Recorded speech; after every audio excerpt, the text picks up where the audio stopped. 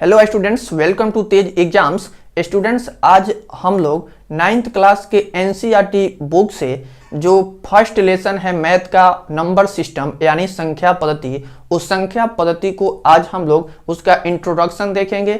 उसमें जितने भी कंसेप्ट हो सकते हैं सभी कंसेप्ट को आज डिस्कस करेंगे और अगले क्लास में उसके प्रश्नावली वाली जितने भी प्रश्न होंगे उन सभी को डिस्कस करेंगे। तो आइए सबसे पहले जानते हैं कि नंबर सिस्टम होता क्या है, यानी संख्या पद्धति कहते किसे हैं। तो यहाँ पर पहले मैंने सबको नोट डाउन कर दिया है ताकि वीडियो लंबी ना हो, क्योंकि हम लिखेंगे और वीडियो चलते रहेगा तो वीडियो लंबा हो जाएगा।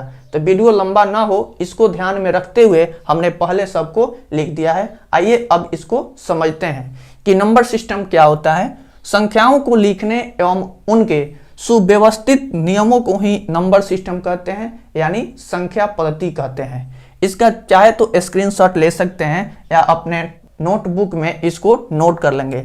अब देखते हैं कि नंबर सिस्टम होते कितने प्रकार के होते हैं।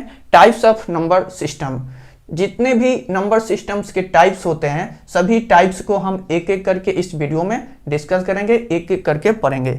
सबसे पहला आता है कि प्राकृतिक संख्या। एक बात ध्यान रखेंगे, किसी किसी बुक में इसको प्राकृतिक संख्या भी लिखा रहता है, तो हम इसे दोनों नामों से जानते हैं, जिसको इंग्लिश में नेचुरल नंबर कहा जाता है। बुक में आप देखे होंगे कि लिखा होगा कि गिनती की संख्या को प्राकृतिक संख्या कहते हैं, या ऐसे भी लिखा रहता है कि 1 से लेकर अनंत तक की संख्याओं को प्राकृतिक संख्या कहते हैं। और इस प्राकृतिक संख्या को n से डिनोट किया जाता है, यानी n से सूचित किया जाता है। और जैसे इसमें हो गया 1 2 3 4 5 अनंत तक, वो सभी संख्याएं क्या हो गई, हमारी प्राकृतिक संख्या हो गई। आपके मन में यदि एक प्रश्न आया होगा कि ये अनंत क्या, तो अनंत के मतलब होता है जिसका कहीं अंत ना हो, जो चलता जाए उसी को अनंत कहते हैं। नेक्स्ट पढ़ना है कि पूर्ण संख्या क्या होती है, यानी होल नंबर क्या होते हैं। तो शून्य से लेकर अनंत तक की जितने संख्याएं होती है वो हमारी पूर्ण संख्या होती है, यानी होल नंबर होती है।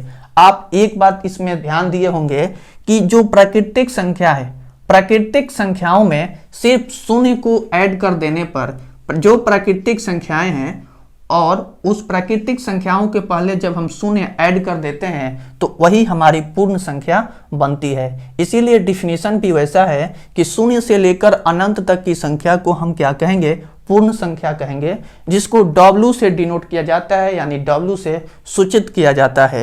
और एक और बात है कि सभी प्राकृतिक संख्याएं जो होती है वो पूर्ण संख्या के दायरे में आती है, यानी सभी प्राकृतिक संख्याएं हमारी कौन सी संख्या हो गई, पूर्ण संख्या हो गई। आई होप आप इतना बातें समझ गए होंगे कि प्राकृतिक संख्या क्या होती है और पूर्ण संख्या क्या होती है और नंबर सिस्टम किसे कहते हैं। आइए अब आगे पढ़ते हैं कि इंटीजर्स क्या होते हैं, यानी पूर्णांक क्या होते हैं। तो आप देख रहे हैं कि यहाँ पर लिखा हुआ है कि पूर्णांक यानी इंटीजर्स क्या होते हैं। इंटीजर्स सभी पूर्ण संख्याएं, जो पहले हमने पढ़ा था सभी पूर्ण संख्याएं, तथा जब पूर्ण संख्याएं में ऋणात्मक संख्याएं जुड़ जाती है तब हम उसी को इंटीजर्स कहते हैं, यानी उसको पूर्णांक कहते हैं, जिसको Z से सूचित किया जाता है। जैसे मैंने सभी पूर्ण संख्याएं क्या लिखा था, पूर्ण संख्या में लिखे थे शून्य हो गया 1 2 3 4 5, ये सभी संख्याएं क्या थी, हमारी पूर्ण संख्या थी। जब इसी संख्या में हम ऋणात्मक संख्याओं को जोड़ देते हैं तो वही हमारी क्या हो जाती है, इंटीजर्स हो जाती है, यानी पूर्णांक हो जाती है। और एक बात यहाँ पर ध्यान रखेंगे कि जो ऋणात्मक संख्याएं जो होती है वो हमारी शून्य से भी छोटी होती है। जो ऋणात्मक संख्या होती है वह शून्य से छोटी होती है। अब आइए जानते हैं कि सम संख्या क्या होता है और विषम संख्या क्या होती है। हालांकि ये आप 9th क्लास से पहले भी सीखे होंगे, फिर भी हम इसको थोड़ा सा बता देते हैं। सम संख्या क्या होता है, अर्थात इवन नंबर, वैसी संख्या जो 2 से पूरे भाग लग जाए उसी को हम क्या कहते हैं, उसको सम संख्या कहते हैं। सम संख्या होने के लिए वैसी संख्या हो जिसमें 2 से पूर्णतः भाग लग जाए तो हमारी सम संख्या होगी। जैसे हम यहाँ पर देखते हैं कि 2 हो गया, 4 हो गया, यहाँ पर 6 हो गया, यहाँ पर 8 हो गया। ऐसे ही संख्याएं आगे की तरफ बढ़ते जाएगी। ये जो भी संख्याएं हम यहाँ पर लिखे हुए हैं इन सभी संख्याएं में 2 से पूर्णतः भाग लग जाएगा, इसीलिए ये हमारी कौन सी संख्या हुई, तो ये हमारी सम संख्या हो गई। अब जानते हैं कि ऑड नंबर क्या होता है, यानी विषम संख्या किसे कहते हैं। विषम संख्या वैसी संख्या को कहते हैं जिसमें 2 से पूरा भाग नहीं लगता है, उसी को हम लोग विषम संख्या कहते हैं। जैसे यहाँ पर देखेंगे 1 हो गया, 3 हो गया, 5 हो गया, 7 हो गया, यहाँ पर इसके बाद 9 हो गया, ऐसे ही आगे तक की संख्याएं होगी।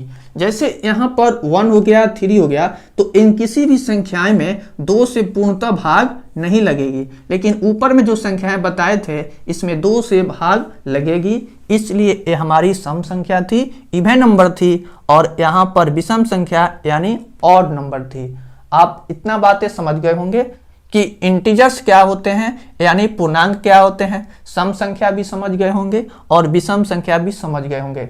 इन सभी को वीडियो देखने के साथ साथ आप नोट डाउन अवश्य ही करेंगे, और वीडियो पसंद आ रही हो तो वीडियो को एक लाइक अवश्य ही कीजिएगा। आइए इसके बाद आगे इसमें देखते हैं। आगे इसमें अब पढ़ना है आपको परिमेय संख्या, कि परिमेय संख्या किसे कहते हैं। परिमेय संख्या को इंग्लिश में रेशनल नंबर बोला जाता है। वे सभी संख्याएं जिसे p/q के रूप में लिखा जा सके उसे हम लोग परिमेय संख्या कहते हैं। वह कौन सी संख्या है जिसे p/q के रूप में लिख सकते हैं। p/q के रूप में लिखने का मतलब है जिसको बट्टा के रूप में लिख सके, यानी जिसे भिन्न के रूप में हम लोग लिख सके, उसी को कहते हैं p/q के रूप में लिखना। यानी p/q के रूप के लिखने का मतलब है, जैसे हम लिखते हैं 7/2, तो यहाँ बट्टे के रूप में लिखे, इसको हम बोल रहा है p और इसको p। यहाँ पर ये दोनों के स्थान पर पूर्णांक आ सकता है, लेकिन यहाँ पे जो नीचे में आएगा वह कभी भी 0 नहीं आ सकता है, कभी भी 0 नहीं आ सकता है। उसी बात को यहाँ पर लिखा हुआ है q = not 0। यदि हमारी नीचे 0 लिख दें, जैसे यदि आप यहाँ पर 7/0 लिख देते हैं तो इसका मतलब अनंत हो जाता है, इन्फिनिटिव हो जाता है। अनंत क्या होता है, फिर तो जिसका अंत ना हो उसी को कहते हैं अनंत, और इसे हम लोग q से सूचित करते हैं। परिमेय संख्या को q से सूचित किया जाता है, और जिसे p/q के रूप में लिख सकते हैं उसको हम लोग परिमेय संख्या कहते हैं। और आगे देखते हैं कि दिया है अपरिमेय संख्या यानी इरेशनल नंबर। वे सभी संख्याएं जिसे p/q के रूप में नहीं लिखा जा सकता है उसको हम क्या बोलते हैं, तो उसको बोलते हैं अपरिमेय संख्या, जिसे p/q के रूप में नहीं लिख सकते हैं। जैसे यहाँ पर लिखा हुआ है √2, √3, √5।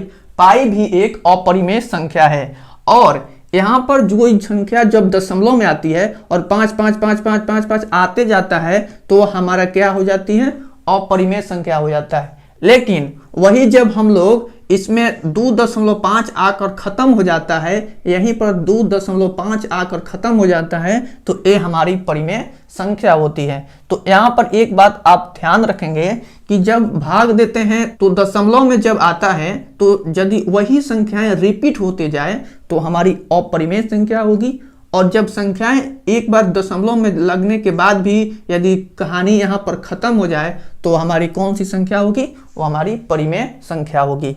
और यहाँ पर पाई क्या है, तो पाई एक अपरिमेय संख्या है। इस तरह के प्रश्न आपके एग्जाम्स में पूछे जाते हैं कि पाई क्या है, तो पाई एक अपरिमेय संख्या है। ये सभी जितने इस पर लिखा हुआ है इसका स्क्रीनशॉट ले लेंगे और अपने नोटबुक में नोट करते चलेंगे। मैंने पहले सबको लिख लिया है ताकि वीडियो लंबी ना हो, और वीडियो को रोक करके इस सबको लिखना चाहें तो आप लिख सकते हैं। आइए अब आगे देखते हैं कि परिमेय और अपरिमेय संख्याओं को पढ़ने के साथ साथ आपको इस बात की जानकारी होनी चाहिए कि जितने भी परिमेय संख्याएं तथा अपरिमेय संख्याओं का योगफल चाहे अंतर, जब परिमेय संख्याएं और अपरिमेय संख्याएं इन दोनों संख्याओं का योगफल या माइनस मतलब जोड़ने पर या घटाने पर जो संख्याएं प्राप्त होती है वो हमारी अपरिमेय संख्या होती है। आप परिमेय संख्या और अपरिमेय संख्या के एग्जाम्पल्स में लिखे थे। जैसे यहाँ पर देखिए, जैसे हम लिख रहे हैं कि यहाँ पर हो गया 3 क्या हो गया, हमारी एक परिमेय संख्या हो गई। किसी भी संख्या के नीचे 1 रहता है तो क्या हो गया, हमारी परिमेय संख्या ही हुई। तो परिमेय संख्या और अपरिमेय संख्याओं का योगफल जो होता है हमारा क्या होता है, यह एक अपरिमेय संख्या होती है। अर्थात परिमेय संख्या और अपरिमेय संख्या, इन दोनों संख्याओं को जोड़ने पर हमारी एक अपरिमेय संख्या प्राप्त होती है। यदि यहीं पर इन दोनों को हम घटा दें तब भी हमारी क्या होगी, एक अपरिमेय संख्या प्राप्त होगी। बहुत सारे बच्चे के मन में एक प्रश्न आता है कि सर यदि हम लोग यहाँ पर, मैं बोला था कि √2 जो है, √2 अपरिमेय संख्या बोले थे, तो √2 के नीचे भी तो हम 1 दे सकते हैं, तो अब ये परिमेय संख्या क्यों नहीं होगा? तो ऐसा नहीं हो सकता है क्योंकि हमारी यह पूर्णांक नहीं है। यहाँ पर दोनों को पूर्णांक होना चाहिए। दोनों जब तक पूर्णांक नहीं होंगे, दोनों जब तक इंटीजर्स नहीं होंगे, तब तक ये हमारी परिमेय संख्याएं नहीं हो सकती है। आई होप आप यहाँ पर आप समझ गए होंगे। अब इसी में एक और बात है कि परिमेय तथा अपरिमेय संख्याओं का जो गुणनफल होता है वो हमारा एक अपरिमेय संख्या होता है। परिमेय संख्या और अपरिमेय संख्याओं का गुणनफल एक अपरिमेय संख्या होता है, यानी 3√5। ये हमारी क्या हो गई, एक अपरिमेय संख्या हुई। इसी बात को ऐसे ये बोल रहा है कि 3 × √5 करेंगे तो क्या होगा, इसी को ऐसे ही न लिखेंगे, 3√5 ही लिखेंगे। तो यही हमारा क्या हो गया, यहाँ पर एक अपरिमेय संख्या हुआ। हमारा क्या हुआ, एक अपरिमेय संख्या हुआ। यहाँ तक आप समझ गए कि परिमेय संख्या किसे कहते हैं और अपरिमेय संख्या किसे कहते हैं। यदि आपको समझने में कोई दिक्कत हो रही हो तो वीडियो को एक बार पीछे करके देखेंगे, आपको बिल्कुल समझ आ जाएगी। आइए आगे देखते हैं कि वास्तविक संख्या क्या होती है, यानी रियल नंबर क्या होती है। वे सभी संख्याएं जो या तो परिमेय हो अथवा अपरिमेय हो, वास्तविक संख्याएं कहलाती है। देखिए, अभी तक आपने जितनी भी संख्याएं पढ़े हैं वो सभी संख्याएं हमारी रियल नंबर के अंतर्गत आती है, हमारी रियल नंबर होती है। देखिए, सभी प्राकृतिक संख्या, सभी पूर्ण संख्या तथा सभी पूर्णांक जो होते हैं हमारी वास्तविक संख्या होते हैं। आई होप आपने जितनी बातें मैंने बताया सभी बातों को अच्छे से समझे होंगे। यदि समझने में दिक्कत हो रहा हो तो वीडियो को एक बार पीछे करके फिर से देखें, आप बिल्कुल समझ जाएंगे। यदि कोई भी आपको डाउट हो तो आप कमेंट बॉक्स में अवश्य ही हमें बताएंगे, हम आपके डाउट को सॉल्व करने का कोशिश करेंगे। तो इस वीडियो में इतना ही, फिर मिलेंगे अगले वीडियो में और अगले कंसेप्ट के साथ, अगले लेसन के साथ। तब तक वीडियो आपको पसंद आई हो तो वीडियो को लाइक कर दें। चैनल पर पहली बार आए हैं तो चैनल को अवश्य ही सब्सक्राइब कर लें और इस वीडियो को शेयर करें अपने दोस्तों के बीच, ताकि उनके पास भी इस वीडियो पहुंचे और वो भी सीख सकें। तो मिलते हैं नेक्स्ट वीडियो में, तब तक जय हिंद, जय भारत।